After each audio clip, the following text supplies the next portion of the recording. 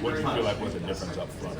Just put an emphasis on the importance of coming out and starting fast. I challenge some of those guys to not feel their way into the game and just go out there playing hard.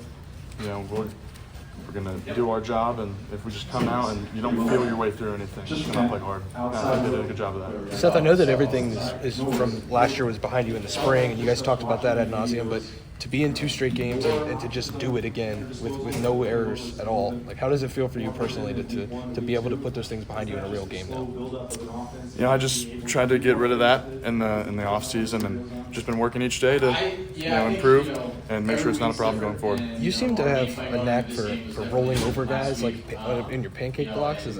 How much fun is that to see yourself do that, and how much do you enjoy watching that when you watch the game back over Sunday and Monday? It's really just fun to, people may not notice it on the field, but when we get in the O-line room, we kind of, have fun with it, and that's really what I do it for. Just finishing blocks is fun because the other O-linemen see it, and hopefully it inspires them a little bit. How much does growth from Austin from game 1 to game 2? Yeah, 100%. I think he did a good job of taking my challenge to him and just coming out and playing hard. I think he did a good job of that. I know Coach said Donovan was close. When you get him back, and now you have Austin with 2 games under his belt, how much does that help confidence and depth and such? I think that's invaluable. When you don't have depth on the offensive line, it's very hard to make it through a whole season, especially with this being a longer season. It's been invaluable to get him this experience. Seth, when you see Josh Fryer, the lead block, John's first run, Josh Simmons, the lead block for the second run, what does that do for the whole line when you can look over there and see those guys kind of sprinting 2 touchdowns?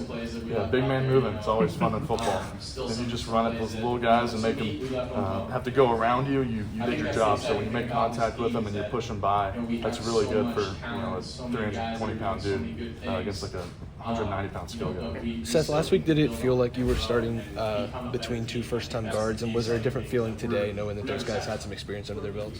Not necessarily. I think they just took the challenge that we had all week and came out and did a really good job. As somebody who's blocking in front of him, what is it about Quinshon that you think enables him to be such a dynamic running back? He's hard to get on the ground. He's almost as hard to get on the ground in real life as he is in the football game. It's fun blocking for him.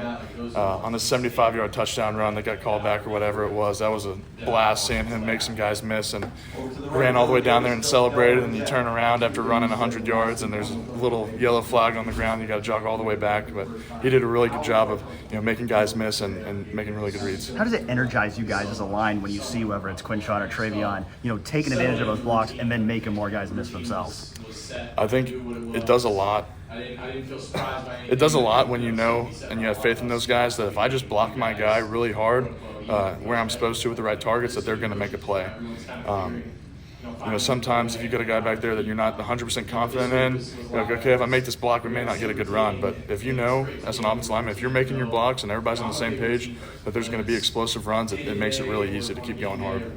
What's the message going into an off week, especially this early in the season after these 2 first games? We're not calling it a bye week, we're calling it an improvement week, and that's exactly what it's going to be. So I expect a lot of good reps and iron sharpens iron, and sharpening our tools in our toolbox.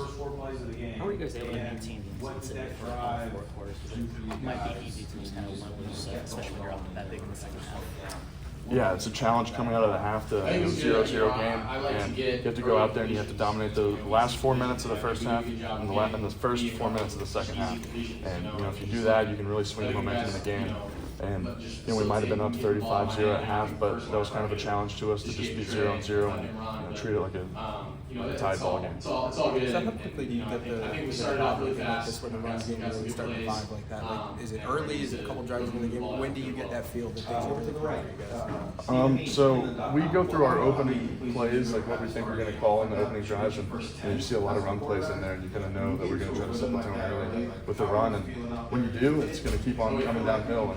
And you have to be really successful on those first runs to get confidence. Especially when you get a couple easy completions early.